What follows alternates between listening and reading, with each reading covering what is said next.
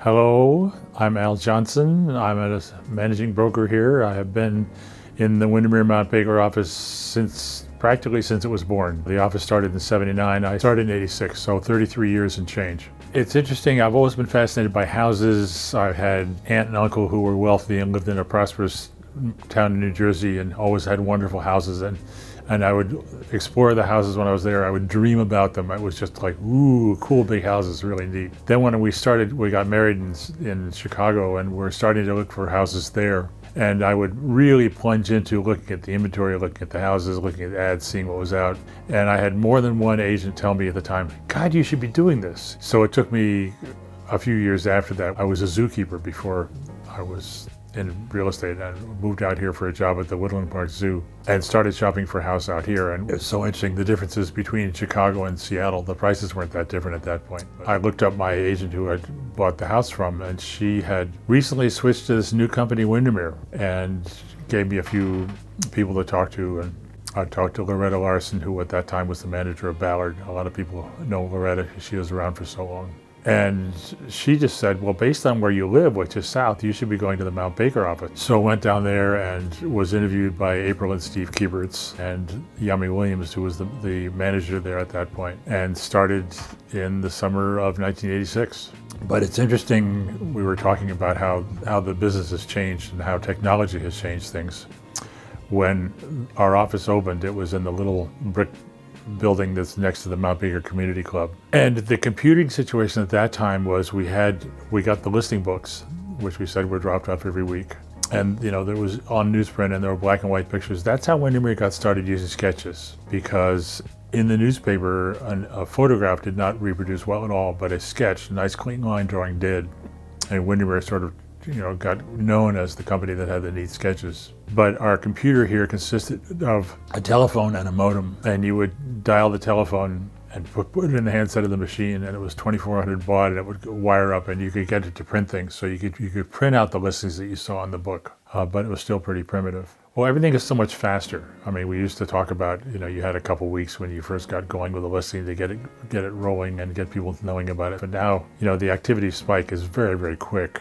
Typically you get more activity than you'll ever get again in the first 24 hours. So it's made us have to work faster and harder. It used to be that we didn't have direct input of listings the same way. So you would take a listing and you fill out the paperwork and you would set it in the box by the front door, and the same courier who delivered the listing book would pick up the listings and take them back to the multiple. So they'd only go in the once a week, as opposed to, we're putting it in 5 minutes after we sign the listing now. Got it. And there were a lot of less consumer-friendly things. For instance, there was a regulation that said that if somebody called on an ad in the paper, you could not give them the address of the listing. But if you wanted to know more, you had to make an appointment with an agent to see it, and then the agent could show it to you. But the agent could not reveal to you the address of the listing, which is screwy. Now people are calling us and telling us about listings that they found that we haven't found yet. When I started, it was my goal to know everything from the ship canal to the South City limits within a certain price range. And I sort of said over $100,000, which meant a better house back then. And for a couple years, I could keep up with it. But between the computer life and everything moving faster, if I did that, that would be all I could do. Well, key boxes, that's another thing that's gone through a lot of iterations since we started. The original key box was simply that. It was a box that you had a universal key to that you opened.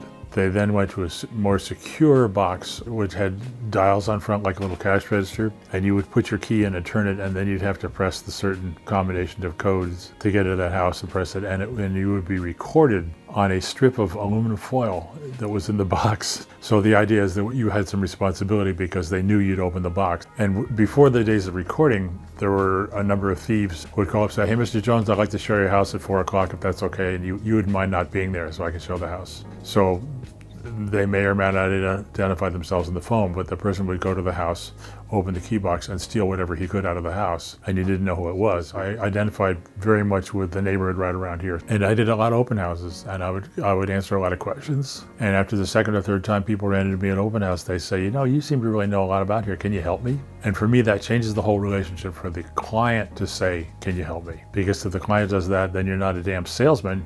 You're an assistant. You're a helper. You're a guide or a resource. But 2 years ago, for the first time, there was a young couple who were pregnant who I sold the house to my first year. 2 years ago, I sold their daughter a house.